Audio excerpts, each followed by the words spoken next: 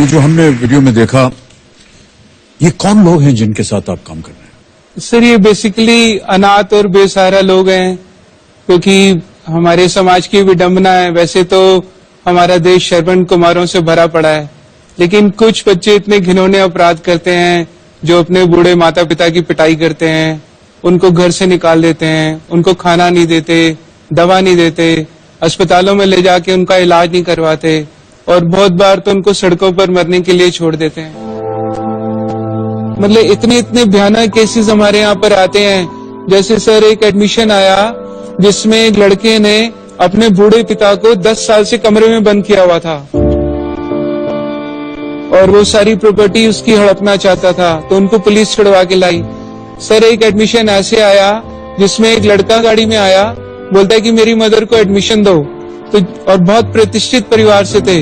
जब वो अपनी मदर को लाए तो हमारे पांव के नीचे से जमीन निकल गई। उनकी मदर का कुल वजन सिर्फ 12 किलो ही था। सर, उनकी 100 एकड़ जमीन थी और बेटे ने अपनी मदर को 5 साल से टॉयलेट में बंद किया हुआ था। बोलता है सारी प्रॉपर्टी मेरे नाम करो, बहनों को नहीं देनी।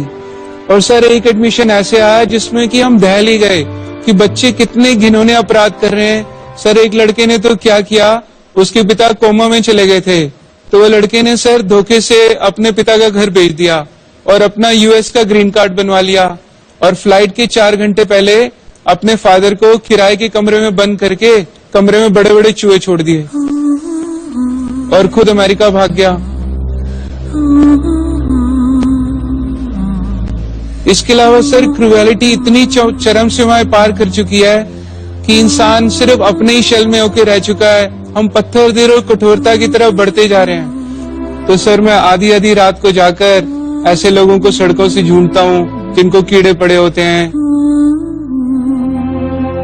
जो लाइलाज बीमारियों से ग्रस्त होते हैं, या ऐसे लोग जो सड़कों पे बिना कपड़ों के नंगे घूमते हैं या नालों में सड़े गले पड़े रहते हैं।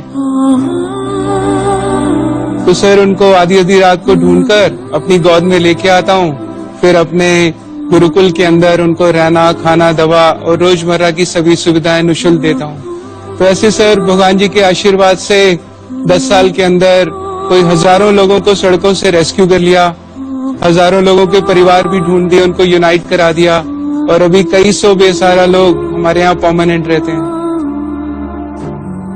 और सर, अभी तक मैं वैसे तो भगवान जी के आशीर्वाद से कुल 6000 से ज्यादा लवारिस लाशों का दाह संस्कार कर चुका हूँ। इसके अलावा भारत सरकार, आपको जान के बड़ा गर्व होगा, ऑल इंडिया मेडिकल इंस्टीट्यूट से हमारे एक यूनिक कॉन्ट्रैक्ट साइन हुआ है सर, जिसमें वो अनक्लेम डेड बॉडीज वो हमें एवरी डे 30 से 40 लाशें हैंड ओवर करते हैं। सर, इनमें अनक्लेम बॉडीज हैं ये? Yes sir. यानी कोई आता नहीं बताने के लिए कि कौन? नहीं सर, बच्चे आजकल माँ बाप की अस्थियां लेने भी नहीं आते सर।